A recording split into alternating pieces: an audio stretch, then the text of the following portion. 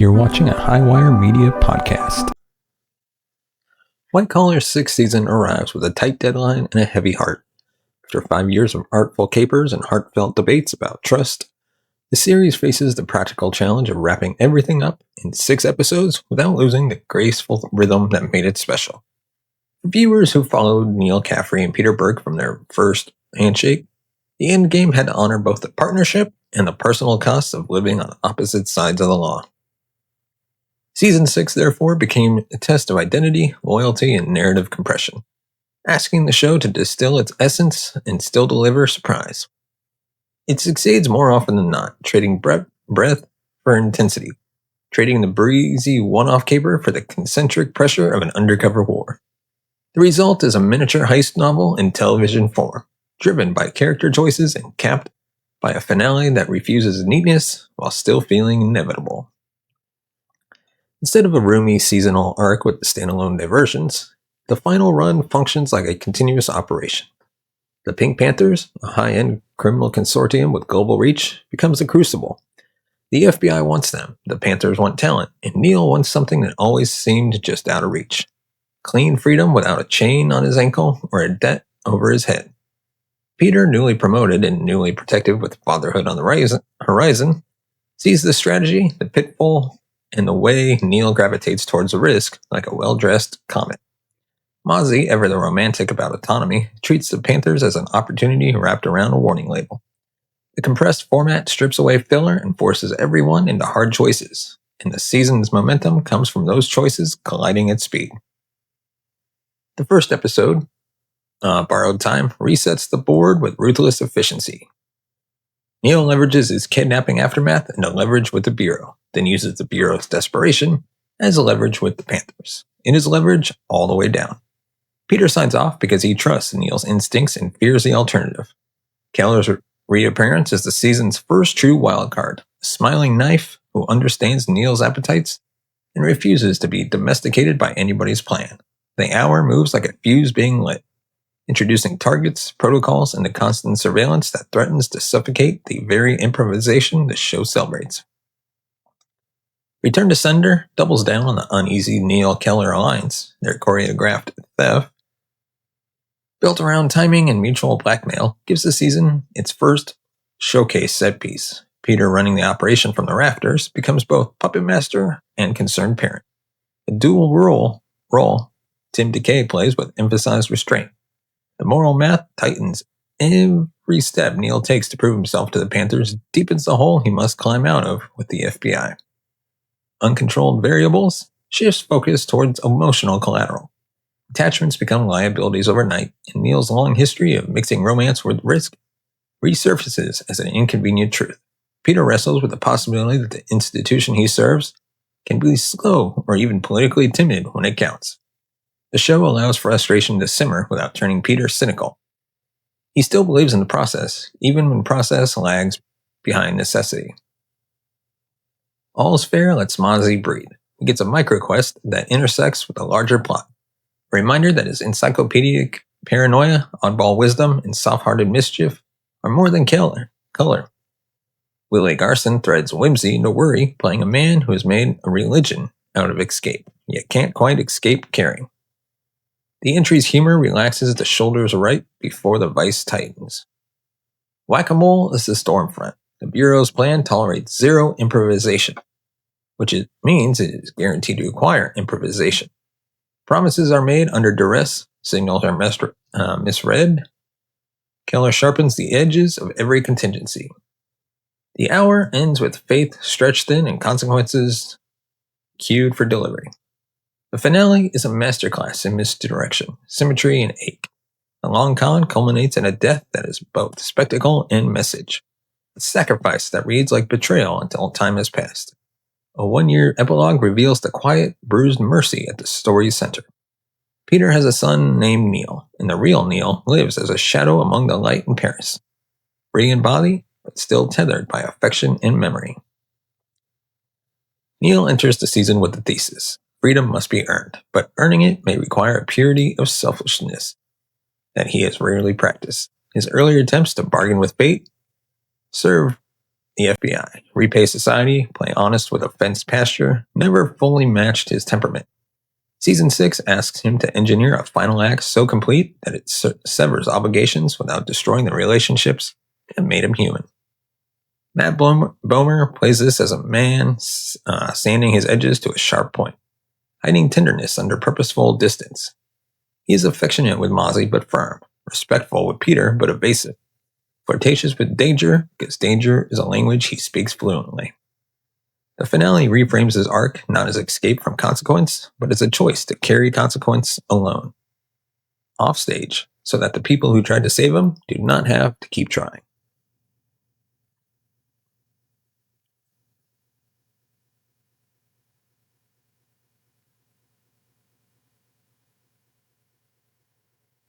Peter's journey is about authority, love, and humility to release control.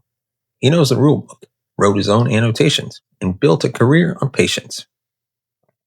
But patience is not the same as paralysis, and Season 6 makes him confront institutions that would happily let the perfect be the enemy of the good. Tim DeKay gives Peter a father's steadiness even before he becomes a father, in fact. And the performance glows most in small gestures, a hand on a shoulder, a long breath before a risk, a look that says, I know what you're doing, and I wish I didn't. By the epilogue, naming his son Neal becomes both benediction and boundary. It says, thank you, I forgive you, and I'm done chasing you, all at once. Mozzie has always been Neal's conscience, disguised as a co-conspirator. The final season doesn't give him the broad canvas of earlier capers, yet it trusts him with the season's moral aftertaste. Whitley Garson plays Mozzie as a man who understands that friendship. With a beautiful risk is still a risk. He assists the final gambit because love is better compassed than fear, even for someone who worships contingency plans. Keller, by contrast, is a cautionary echo, proof of where pure appetite leads when loyalty is just another chip on the table. Ross McCall makes him magnetic without romance, and the show smartly lets Keller's ruthlessness complicate every situation. Meanwhile, Diana and Jones provide professional ballast, and Elizabeth remains Peter's still point. The offstage truth the series never cheapens. The compressed structure limits their subplots, yet their presence guards the tone against nihilism. White Collar always dressed like it had someplace elegant to be, and the frail whale keeps its wardrobe sharp. Neal's suits remain sculpted arguments for self-invention, each tie knot a tiny promise that tomorrow can be written. The production leans into glass, steel, and winter light, framing New York as a maze of reflections where identity is both a weapon and refuge.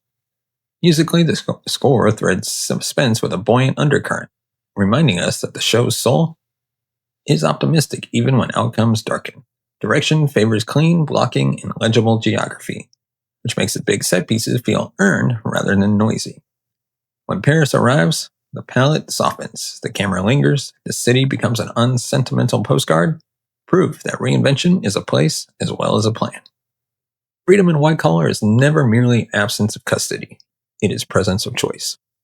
Season 6 treats loyalty as the price that freedom demands in advance. Neal cannot cash out without paying someone, and he decides to pay himself.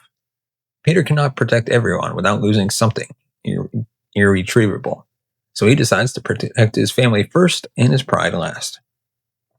The show resists the tidy statement that people change or never change. It suggests that people choose, and then live with the arithmetic.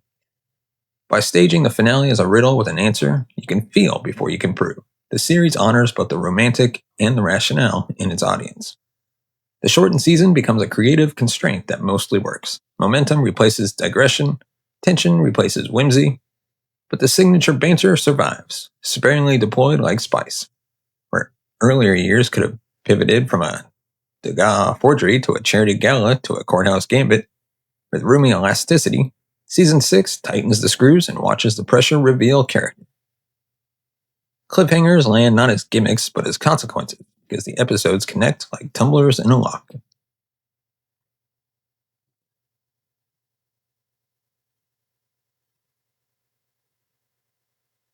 If there is a loss, it is the oxygen of standalone cons.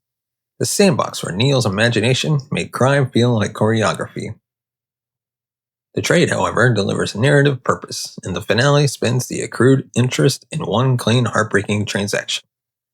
The finale is designed to be watched twice, once for shock, once for structure. The first pass feels like a betrayal, the second like a confession. Clues sit in plain sight. The meticulous staging, Mozzie's eyes, Peter's instinct that refuses to calm even when the facts insist. The epilogue's year-later reveal risks sentimentally and sidesteps it because the show withholds reunion. No airport hug, no improbable toast on a terrace. Instead, life continues. Peter moves forward with love instead of obsession, and Neal moves sideways into anonymity, where his talent is both sanctuary and sentence. The restraint is the point. Not every bond requires a bow. Some deserve a quiet, unbroken line stretching off the screen. Matt Bomer's work anchors the season, but it is the ensemble's calibration that makes the tone so consistent. Decay never pushes. He listens, reacts, and lets silence carry meaning. Willie Garson sketches whole chapters with a shrug or a half smile. Ross McCall crackles as a live wire who cannot imagine a world where loyalty outranks leverage. Guest players orbit briefly and effectively, adding texture without stealing time from the spine. The chemistry that defined White Collar from the pilot, respect tested by temptation, remains intact to the last frame, even when the characters choose distance over proximity. 6 episodes are brutal on subplots. Diana and Jones deserve richer arcs than the outline level beats they receive. Elizabeth, a moral center in earlier seasons, becomes a symbol more than a participant once the danger spikes. The Panthers, though imposing, operate mostly as a pressure system rather than distinct personalities. A longer run could have given their hierarchy sharper contours. While the final twist works emotionally, the series occasionally telegraphs it, inviting eagle-eyed viewers to solve the riddle early. Even so, the power of the coda is not surprise, but acceptance. So the predictability stings less than it might elsewhere. White Collar's farewell aligns with the network era that birthed it. Character first, style rich, serialized enough to hook, but generous enough to charm. In a television landscape increasingly defined by bleak anti-heroes and operatic tragedy, Neal stood apart as a man willing to be better without pretending he was ever going to be ordinary. Season 6 respects that distinction, grants him agency without absolution, gives Peter peace without naivety, and leaves Mozzie exactly where he belongs, alert, affectionate, and ready for the next improbable contingency. The aftertaste is clean and gently bittersweet, like the last sip of a drink you took your time enjoying. Season 6 is not the show's most playful stretch, but it is its most purposeful. By compressing the story into a sleek final movement, White Collar trades some sparkle for coherence and earns a goodbye that feels honest to its characters. The last image, Neal in Paris, not waving but not drowning either, invites you to imagine a future heistscape that will never be filmed. That invitation is a gift, and the restraint to leave it unclaimed is the show's final act of confidence. If the measure of a finale is whether it makes you grateful for the journey and satisfied with the stop, then White Collar's finale passes. My verdict? A stylish, humane, and fitting closure to a series that always believed intelligence and kindness were compatible with audacity. It's also a reminder that elegance is not emptiness, but discipline. The courage to omit, the willingness to end before indulgence, and the faith that audiences will carry the story forward with care rather than demanding certainty after the credits.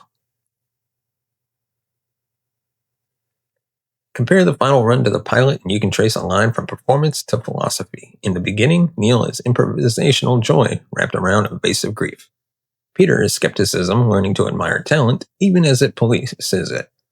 Mid-series, the show expands into anthology-like constructures, letting art, history, and etiquette become props in an ongoing debate about transformation.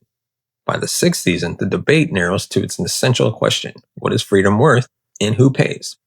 Standalones once allowed Neal to try on personas like Suits. The end forbids costume changes and demands a single, decisive self.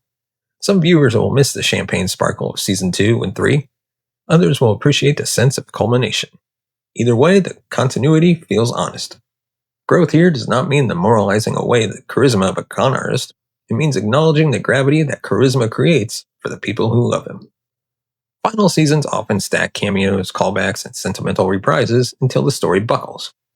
White Collar mostly resists that impulse. Keller's return qualifies as fan service only in the technical sense. In practice, it sharpens stakes, forces choices, and provides a mirror that Neal cannot ignore. References to earlier cons appears as functional tools rather than winks. Even the epilogue avoids the expected embrace, withholding reunion for the sake of thematic truth. Does the show indulge the audience? Only in the sense that it treats them like adults who can connect subtext without having it underlined 3 times.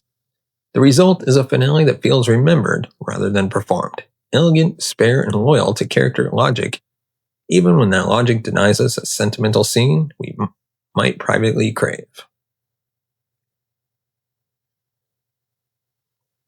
At its core, White Collar is a love story about 2 men whose values overlap enough to build trust, but diverge enough to generate heat. The finale respects that paradox by letting both of them be right and both of them hurt. Peter is right that institutions need rules and that people improve when their promises outlast their impulses, and Neal is right that bureaucracies can be slow to mercy and that some cages remain cages, even when the view is beautiful. Over 6 episodes, the series arranges a final conversation between those beliefs without forcing a winner. Peter's choice not to chase, symbolized by naming his son Neal and stepping back from obsession, is not surrender so much as maturation. He honors what they built without trying to convert it into possession. Neal's choice not to return is not cowardice so much as guardianship. He shields Peter from the corrosive loop of saving and reoffending by removing the loop itself. Their goodbye, staged across a year of silence, becomes a promise that does not require proximity to remain true.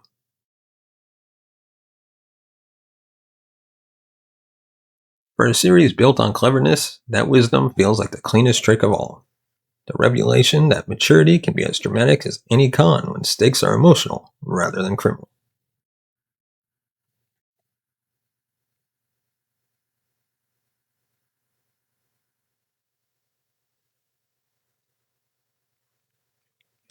First, watch the season like a single film, spread across 6 chapters, and notice how each opening scene reorients the tension rather than restarting it. Second, track Mozzie's micro-expressions, especially in rooms where he speaks less. They are the breadcrumb trail to the end. Third, listen to Peter's pauses. Silence is his dialect, and the finale's grace rests inside those held breaths. Follow those threads, and the architecture of the con emerges without explanation. Proof that the show trusts you to be as observant as its heroes. Excuse me.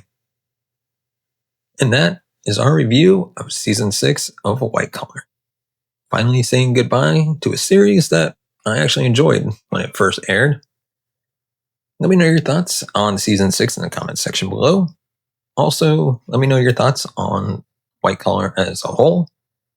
And is there any moments that you remember from the show that you enjoyed the most? And of course, if you want to support the channel, you can buy us a coffee at buymeacoffee.com/cinemagold or scan the QR code on the screen. Give us a thumbs up if you like our video, hit the subscribe button down below, hit the bell notification button to be notified of future videos, and of course, join us next week where we begin our series reviewing The Flash, episode by episode. That's right, we're trying again at doing a review of every episode by episode of The Flash, starting next week on the Cinema Gold Show. As always, thank you so much for watching and listening. We'll see you next time.